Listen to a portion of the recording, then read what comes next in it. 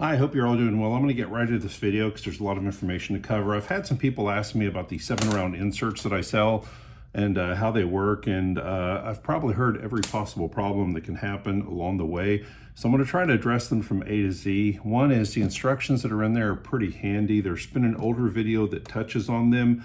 This video should be pretty all-inclusive. The only thing this video won't do is the new covers, but it's 1-to-1. They should fit just like the plastic ones. The reason I'll use the plastic ones in this case is because we'll be able to see inside, see what's going on. I'm gonna use a loading tool. I realize there's other loading tools, including 3D printed loading tools.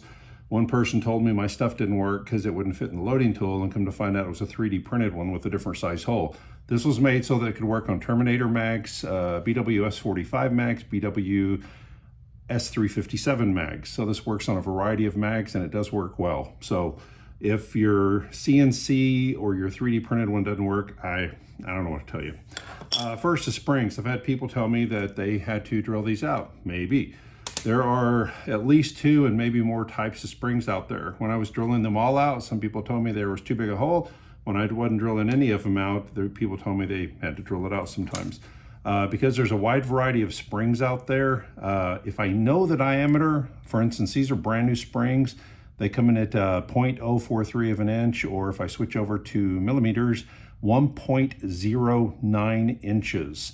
So 1.08, 1.09, it's new. I want to say the old ones were like 1.03 or something like that. So the hole just barely doesn't fit. If I know that you've got a newer, larger spring, I'll drill these out. So drilling them out, simple enough. You got a little hole there. I use a little hand drill because when you're dealing with fine drill bits, heat is not your friend. And if you've got that spinning from a drill press down into the aluminum, it might be easy enough to gall the aluminum or break off the drill bit. I have already gone through and drilled these out. It took all of 30 seconds with a hand drill to drill the hole. After I drill it, one thing that I do is I go back and forth and I use it like a rasp, and that way I get the last little bit of it off. Okay, I got 2 magazines here. I'm going to take these apart. This is just like it would be if you had your own magazines, you're having an issue. We don't know what that issue is. Maybe the center portion broke, the little notch on the back of the plastic stopped working. Maybe you're just wanting to switch out to 7 rounds, or you're switching the cover and you figured you'd switch the center at the same time, just because they are prone to coming apart and you're worried about that. So for whatever reason, you want to change it out. Fully understand that. I got one of the few of these where they used Loctite on it. So give me a second here, get these apart. I'm going to do one completely. I'm going to go back through and do a second one completely. If you want to watch the whole video, more power to you, but this way you'll at least see one of them done. So I've got it apart. I'm going to wiggle this thing loose. So now I've got the old spring, a little bit of Loctite there. Yeah, it was Loctited. I got the old spring, I got the plastic piece. I'm going to set that to the side because I'm putting in the new spring. Before I do that, yours came with a little pack of grease here. It does not take much grease, but just apply a little bit. So got a little paintbrush that came along with it. Put it down in the grease, just about where the contact area would be. Hit that. Okay, then we're going to go in with the spring. This is where a little bit of good vision comes in handy. I'm doing this in a bit of a cave, so it's a little tough. Okay, I get one of the inserts. Once again, I've got to line it up. I've just drilled a hole through these. Make sure you get the air out or use a can of canned air or something like this, and get the little bitty scraps of aluminum out. Okay, that went on real easy. That's almost scary how easy that went on. So I twist it around till it's past the notch. It's in there. Okay, so that is just how hard it was to put the notch in. Now normally, because I'm putting the aluminum cover on, I would go back and, I'll just do this on a glass cover here, plastic cover. I would apply the 2 places of friction, which is on both sides where the screw goes through. That's your 2 points of friction. Plastic's kind of self-greasing, if you will, self-lubricating. It's not as big a deal. So screw goes back in. We broke the Loctite, but there's going to be some remnants of it, so I may still have to use a tool to get this thing back in here. We'll find out. But at this point, if you were putting the new cover on, you would have had the new insert in, new cover in, everything's done. I take the loading tool, I put this upside down, And I have a sneaky suspicion I know what's going to happen, and that is I'm going to get up to number 6 and then it's going to stop.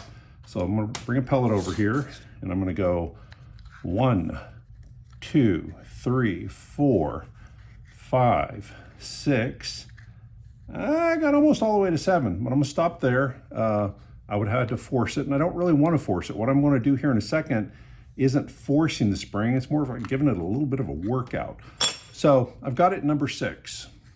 Run it back around. I guess it's not important really. It could be anywhere. Let's take the cover off. I have a pellet in. Now if I take the friction off the pellet, it's going to want to fall out. We don't want that to happen. See if I can do this where you can see it. I'm grabbing this with a big pair of needle nose. I have some tape on them so it'll grip just a little bit. And all I'm doing is I'm going to work it a little. I am not applying any real force. I'm just giving it a little bit of a workout. And you actually feel it move just a little bit. I got probably about a quarter extra rotation out of it. So that was a good thing. I think I'm going to be good here in a second. I'm not applying lots of brute force. I'm not trying to tear it apart or anything like that. I just want to ease that spring a little bit, and I'll show you something else on that here in a second. A lot of springs, because they're using bare metal, they're going to apply something to it like a shellac coating, and I'm not ruling out, maybe a hair tight, I am not ruling out that all I'm doing is basically breaking that shellac free either. I don't know. However, what I am pretty sure of now is I am going to be able to put in a 7th pellet. Run her around. Look at that. Number 7. Fit right in. So now I go back around. I drop pellets in.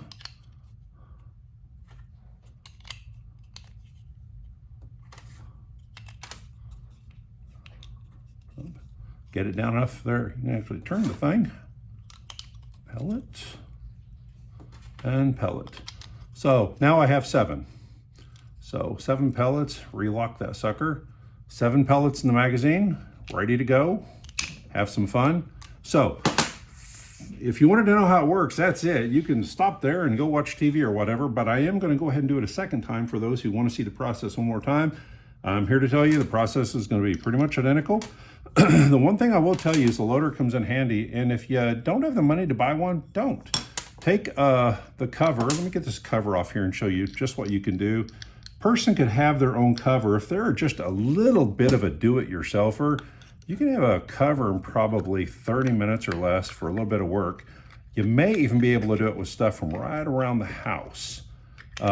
Would I like you to buy my nice CNC cover with my name so that every time you use it, you'll think about, hey, buying some pellets for me? Yeah, I would love that, but you don't gotta. Here we go, talk amongst yourselves. Here we go. So this one is officially apart. Get the center out. We're gonna start putting that sucker back together here in a bit, but to stop right there, we have ourselves a piece of paper. We have ourselves a clear cover. We have ourselves a pin. If I take a top material, whether it's a plywood, vinyl, plastic, something like that, and I cut, you know what, let's add that little circle in too. Duh. Little circle too.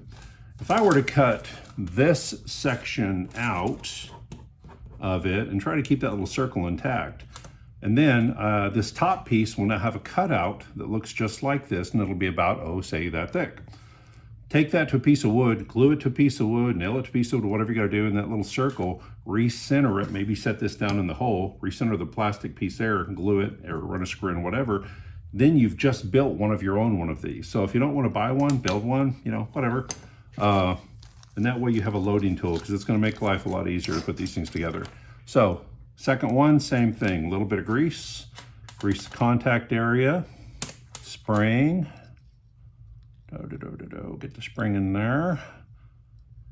And again, I would normally be cutting the thread for a new spring like this, the new gen spring. However, I did do it already. So it should go down in there. There you go, right on in there. So let's get it past the notch. It is now past the notch. Let's put the screw back in. And we now have the second one completed. And again, if you were using the CNC cover, same thing, you would have had it completed, be all done. So, same thing, I think the sixth one's gonna go in real easy since these are brand new springs. Let's see here. Come on now. You know what, folks? I did not latch that spring in. Is that just spinning?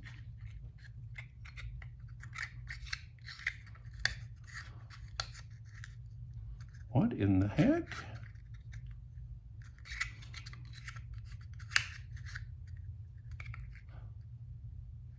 Okay, something went wrong with the plastic one on this because the pin's sticking up and out.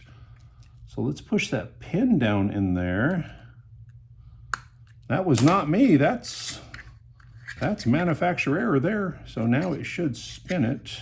Yeah, wow, that wasn't me. That was the little brass pin had popped up out of that plastic, so it wasn't making contact. That would have been fun. So 1, 2, 3, 4, 5, 6. It locked up pretty tight at 6, so 6 was easy. Pellet goes in. Maybe a hair further. Pellet goes in. So once again, we have 6 nice and easy. So we're going to pull the cover. Having done this, I don't know, 30, 40, 50 times now, I get the same result every single time, so it's not a surprise to me. I'll do this where I can hopefully let you see what's going on here. I'm grabbing kind of a high and low point. I'm keeping it sideways so that pellet doesn't fall out. And I'm just working a little bit, and I just saw a great deal of movement. Again, no force. I'm not applying 5 pounds of force to it, but I felt it just kind of ease away, and I almost heard a noise like it could have been that shellac ripping away. I feel pretty confident now it's going to take the 7th pellet, no problem. So let's put her back together.